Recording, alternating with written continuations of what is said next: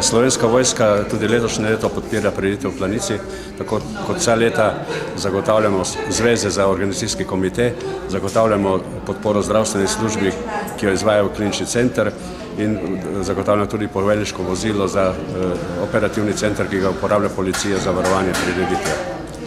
Zraven imamo še 2 reševalni vozili, katere so namenjene za reševanje morebitnih poškodovanih.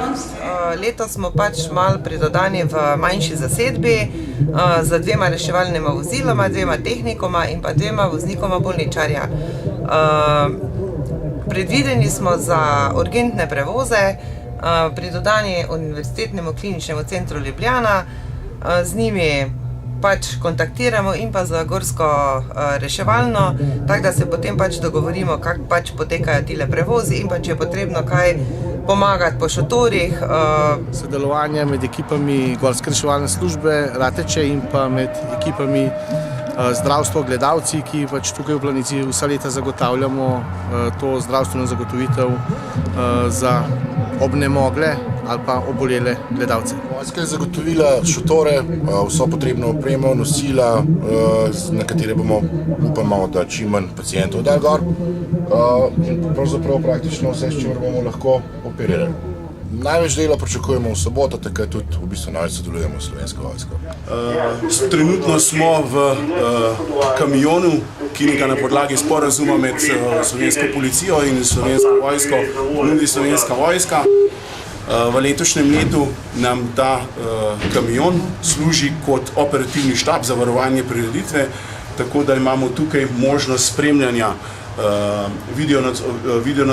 videonadzora na prireditvenem prostoru, možnost imamo spremljanja helikopterske observacije oziroma helikopterske slike na samem prireditvenem prostoru, vsa radijska komunikacija, ki poteka na področju ali Slovenije ali na področju Gorenjske oziroma na samem prireditvenem prostoru.